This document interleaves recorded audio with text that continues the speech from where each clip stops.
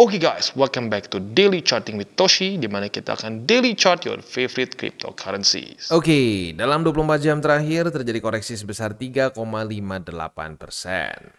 Dengan total market cap mencapai di 1,91 triliun US dollars, Bitcoin dominance turun sebesar 0,3% dan volume meningkat sebesar 61,07% ya.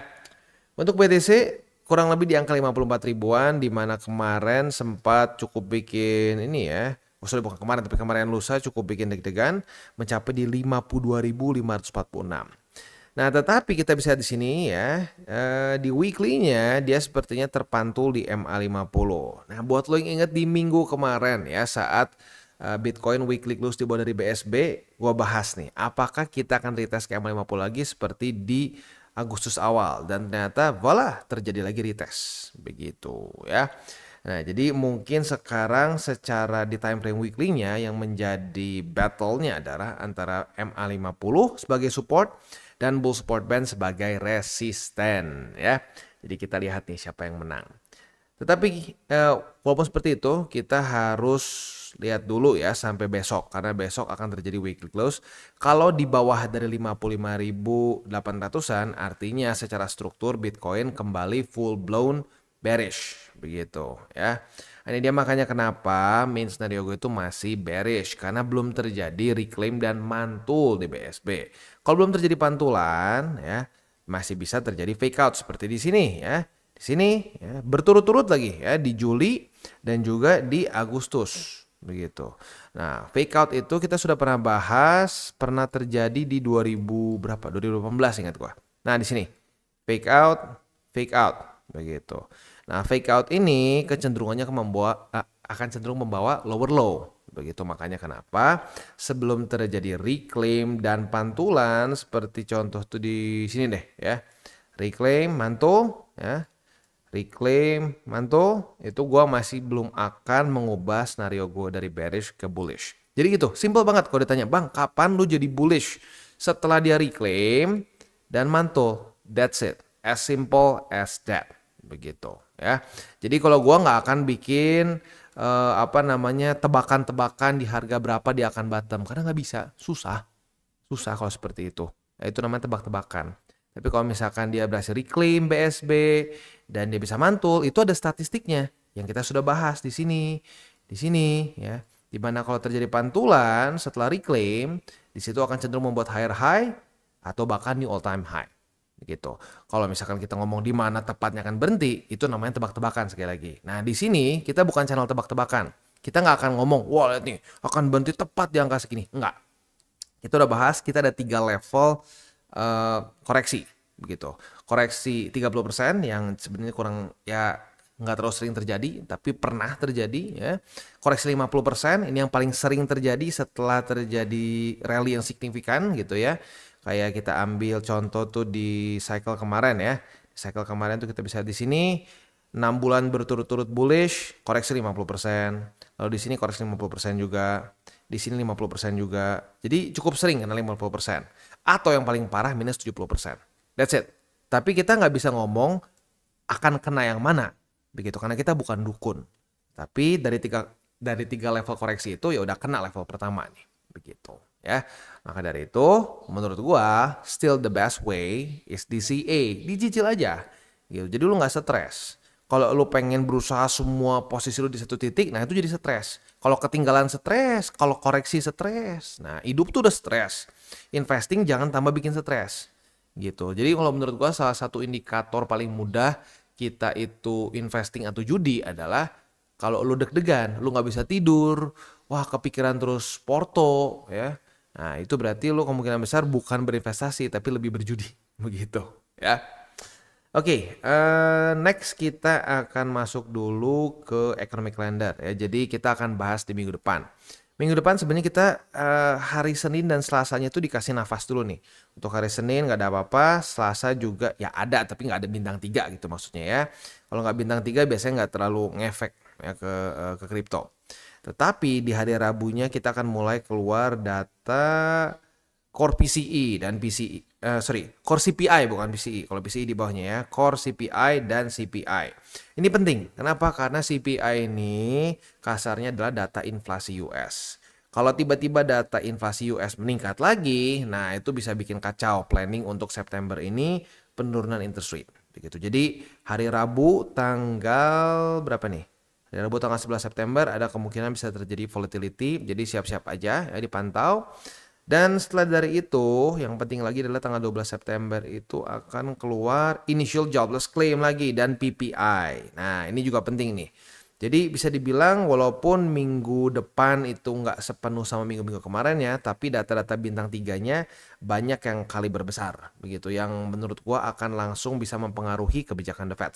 Begitu. Jadi siap-siap akan kemungkinan terjadi volatility mulai dari hari Rabu ya, Rabu sampai Jumat. Begitu. Senin Selasanya dikasih nafas dikit ya. Oke, selanjutnya kita akan lihat dulu kondisi indeks dolar. Oh ini weekend ya, weekend tutup. Tapi terakhir kali di hari Jumat itu dia berhasil bertahan dan tetap daily close di atas dari 101,027 ya. Nah, tentunya kita tahu hari Jumat juga cukup penuh dengan data-data penting, makanya jadi volatile. Nah, tetapi MA20 sepertinya masih seperti Mike Tyson di sini ya, masih menghajar indeks dolar. Jadi overall kita masih bisa lihat di sini tren dari indeks dolar cenderung masih melemah begitu ya. Untuk Bitcoin dominance kondisinya itu dia mulai technically speaking sih dia belum ini ya. Oh, gini. Dia close-nya di bawah masih di atas dari MA50. Tetapi daily open-nya pada hari ini di bawah dari MA50. Wah, apakah akan ada terjadi pelemahan ya? Mungkin aja ya, karena lu bisa lihat sendiri di sini. Wah, Bitcoin dominance cenderung kuat terutama dari Juli kemarin ya. Nah, tetapi hati-hati. Nanti banyak yang ngomong gini nih, baru turun sedikit segini dibilang altcoin season. Jadi gini guys, kalau lo berusaha untuk cari-cari altcoin season dari 2002, ya basically dari awal tahun lah ya sampai sekarang, yang ada adalah posisi lo makin minusnya ekstrim. Begitu. Kenapa? Apakah altcoin semua jelek? Bukan seperti itu. Belum waktunya. Jadi jangan sampai ya kalau Bitcoin dominance turun dikit, semua teriak altcoin season. Turun dikit ketok palu, turun dikit deklarasi. Ya ini bukan kemerdekaan ya di sini ya. Dia nggak peduli deklarasi lu, ketok-ketok palu. Serius, market nggak peduli ya. Yang dia cuma peduli adalah datanya. Datanya apa? Datanya lagi-lagi interest rate masih belum turun. Balance sheet masih terus terjun payung. Begitu. Selama ini masih terjadi data yang kita punya ya. Jangan percaya gua, data yang kita punya ya. Lu pengen altcoin season kayak 2021 gitu ya, yang profitnya bisa 100x, gila, ada yang bahkan ngomong 1000x gitu ya. Nah itu terjadi di masa-masa ini gitu, bukan di masa-masa ini. Nah sekarang gua tanya ya, kita masa-masa itu lebih mendekati sini atau mendekati sini secara interest rate dan balance sheet. Kalau bisa bacanya ya kita lebih mendekati di sini ya kan, di 2018-2019. Nah artinya apa? Historically speaking ya kita belum bisa dapat yang kayak begini gitu. Jadi janganlah kita gila-gilaan di altcoins begitu, karena masih ada yang nanya. Gila sih, ini jujur ini salah satu ya gue ngerti sih logikanya, karena di awal tahun ya di April Maret banyak yang bilang ayo altcoin bakal selanjutnya. Gue udah bahas dari zaman itu, boro-boro altcoins, yang ada Bitcoin bisa juga koreksi nih. Tapi ya dibilang kayak orang gila zaman dulu ya. Kenapa? Karena lagi all time high begitu. Tapi sebenarnya kalau lu bisa baca data, lu bisa baca TA, itu faktanya sudah overheated gitu. Bitcoin 7 bulan berturut-turut bullish candle altcoin juga gila ya, tapi walaupun gila tetap rata-rata masih cenderung ke outperform ya oleh BTC. Nah sekarang dengan data itu semua, interest rate masih tinggi, balance sheet masih turun, lu pengen altcoin season kayak 2021 gitu, yang pengen 100x gitu, pengen 10x, pengen 1000x, itu ngimpi namanya gitu. Kalau sampai lu bisa dapat gitu ya, tapi bang ada nih bang meme coin, ya silahkan, lu itu berjudi jatuhnya. Karena kenapa? Meme coin yang bisa sampai 1000x di masa-masa QT, ya itu berapa banyak yang akan bisa bertahan? Rata-rata boom, dump, pump and dump, begitu. Jadi ya kalau mau seperti itu ya silahkan. Tapi kalau itu menurut gue jatuhnya ke judi, begitu. Dan di sini bukan channel judi, ini adalah channel investing. Jadi ya ya beda, mungkin beda apa ya, beda market begitu ya. Tetapi selama data interest rate masih tinggi, balance sheet masih begini ya, kayak di 2018 yang terjadi adalah Bitcoin akan cenderung mendominasi. As simple as that. Begitu. Tapi kalau interest rate-nya udah di bawah, balance sheet-nya udah mulai naik, nah ini akan memicu altcoin season yang gila seperti di 2021. Begitu ya. As easy as that. As easy as that. Oke, solusinya gimana bang? Solusinya gampang banget. Gue udah ngomong berkali-kali. Sorry buat lo yang nonton DCWT setiap hari mungkin udah hafal nih dengan solusinya. Tapi ya balik lagi, nggak semua orang nonton DCWT setiap hari. Jadi solusinya apa? Simple. 70-30. Ya, 70% BTC, 30% altcoins. Lu pilih di situ. Nah dengan seperti itu, lu nggak akan takut ketinggalan juga. Lu punya tetap altcoins. Tetapi kalau sampai dia terjun payung, BTC lu jadi jangkar. Gitu loh. Ya, dia jadi jangkar biar kapal, ya sorry bukan kapal ya, biar kapal, ya bener ya, biar kapal lu nggak kebawa arus, begitu. Ya, kalau orang yang semuanya altcoins itu kayak kapal luar biasa bagus ya, wah mewah dan lain-lain, tapi nggak punya jangkar, itu kebawa arus udah kapal nggak bisa berhenti, set terus ke bawah. Ya, nah itu makanya minusnya bisa gede banget. Gitu. Jadi penting sekali untuk kita punya exposure ke BTC dengan jumlah besar di awal dari bull market. Itu dari bull market ke bull market selanjutnya seperti itu. Gitu ya. Oke, kurang lebih seperti itu gambarannya untuk makro kita pada hari ini ya. Sekali lagi ya, buat lo yang mungkin nonton setiap hari, ya kemungkinan besar yang gua bahas lo udah pernah denger gitu. Tapi nggak apa, ini namanya pengulangan. Karena apa ya, jujurnya gini, influence buruk tuh jauh lebih mudah. Lu cuma pernah denger sekali aja itu influence buruk masuk otak. Tapi influence baik, data dan fakta itu butuh berkali-kali dipaksa masuk ke otak baru masuk. Gitu. Ya, jadi ingat, jangan mungkin dari gua adalah hati-hati ya. Apa yang lu konsumsi ya, mau dari makanan, bahkan ya konten gitu, itu akan jadi end game lu. Itu kalau lu banyaknya makan junk food gitu ya lu akan kolesterol, lu akan jadi obesitas dan seterusnya. Begitu. Tapi kalau lu makan makanan sehat ya lu akan jadi cenderung lebih sehat. Sama, kalau lu mengkonsumsi konten sampah, lu akan jadi sampah juga gitu. Ya, yang nggak mau pakai data fakta, yang cuma pengen pakai perasaan, yang menganggap dirinya dewa sendiri gitu. Itu ujung-ujungnya ya boncos lagi gitu. Dan sekarang gue lihat makin banyak orang yang berani ngomong, speak up gitu ya di komen-komen yang gue bahas di CWT sesi kedua gitu. Dia bilang, wah gila hancur, ya, hancur gue kemakan katanya. Dibilangnya kemarin belum halving udah 70.000 nih bakal 100.000, gue percaya lagi ya. Yang apa? Itu namanya kesalahan. Gue juga melakukan kesalahan, banyak kesalahan di awal-awal bull market pertama gue. Tapi pertanyaannya adalah setelah itu mau belajar atau enggak? Kalau mau belajar bisa profit. Tapi kalau nggak mau belajar ya udah antara boncos lagi atau menjadi tiba-tiba kripto anjing. Gitu. Pokoknya semua kripto tuh scam. Ya, antara dua itu.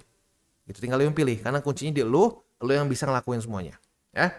Oke, selanjutnya kita akan masuk ke Balemet. Balemetnya kita akan bahasnya Bitcoin dan Ethereum aja ya. Tapi sebelum kita masuk ke sana, seperti biasa gua akan disclaimer dulu bahwa semua konten dari TCI bukan financial advice. Ini semua bentuknya adalah edukasi.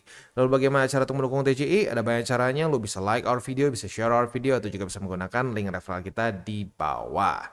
Nah, sekarang kita akan dengar dulu pesan-pesan dari sponsor kita pada hari ini. Oke, today's video is brought to you by Maxi. Dan seperti yang kita bisa lihat di sini, Maxi sedang ada kerjasama dengan TCI, di mana kita ada deposit and trade campaign dengan price pool yang gak main-main sebesar 20.000 USDT ya.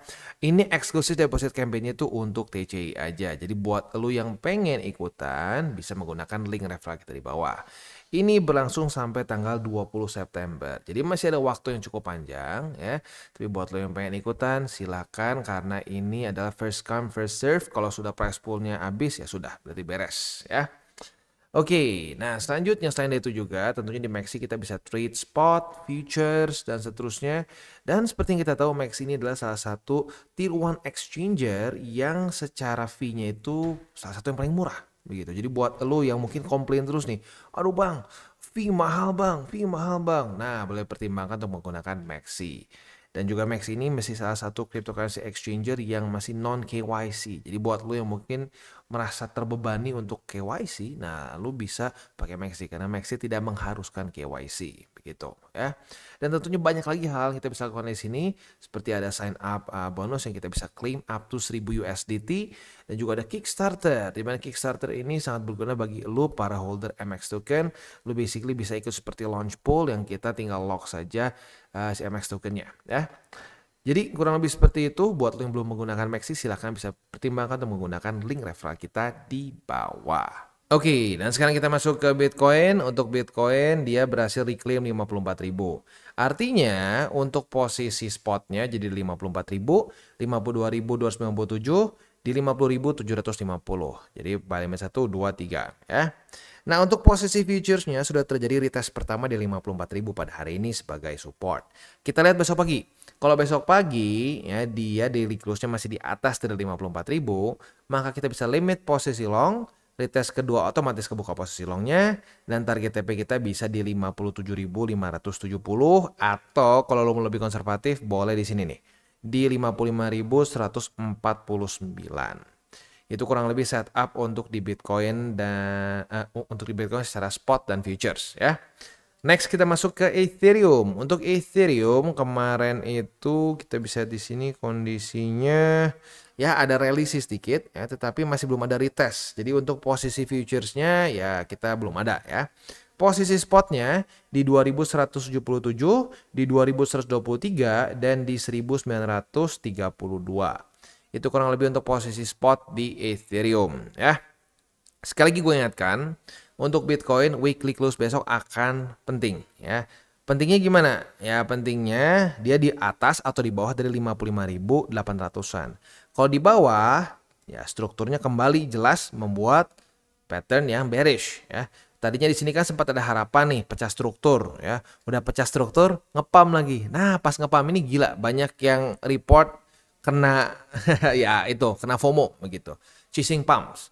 Nah, jadi sekali lagi buat lu yang kemarin mungkin nyangkut di sini ya hati-hati. Ini disebutnya monkey brain. Begitu. Lu FOMO, nggak mau ketinggalan. Nah, itu sebenarnya adalah part of our monkey brain di otak kita yang nggak mau ketinggalan. Begitu. Nah, jadi ya ingat hati-hati dan jangan all in. Lalu ya sekali lagi kadang-kadang market itu memang suka fake out gitu, suka ngasih harapan palsu. Nah, makanya gue sering banget ngomong market ini kayak mantan paling sadis ya. Jadi ya apa ya buat lo yang tahu ceritanya ya. Jadi kan ini gue ada gue lihat dari Sato nih, beberapa mantan Sato tuh wah gila, ini gila banget ya, dikasih tahu A malah ngelakuin Z. Dibilang Z ngomong A. Wah, market tuh kayak mantan. Ya jadi gitu deh, paling gampang. Menurut gue nempel tuh di otak karena banyak banget yang komen ya soal mantan itu ya. Jadi ingat, jangan berharap. Jangan nyuruh-nyuruh market mau ngapain. Karena lu bayangin aja kalau lu nyuruh-nyuruh mantan lo ya, lu berharap ke mantan lo gitu ya. Apa yang dikasih? Kebalikannya. Gitu. Jadi ya jangan berharap, bereaksi terhadap market. Gitu ya.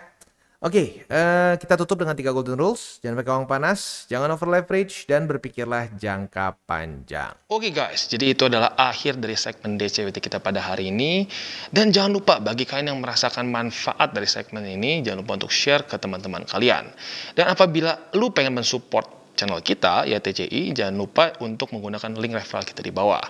Nggak wajib ya, tetapi apabila lu menggunakan link referral kita di bawah, ada macam-macam ya, dari Bybit, Huobi, Maxi, toko kripto, dan banyak lagi ya. Ya, walaupun nggak wajib, tapi kalau menggunakan link referral kita, lu secara langsung membantu perkembangan dari TCI. Dan satu lagi, jangan lupa juga untuk join Telegram group kita, di mana kita bisa ngobrol-ngobrol santai mengenai dunia cryptocurrency secara 2 arah. So, jangan lupa untuk like, subscribe, click the bell icon, and see you on the next video.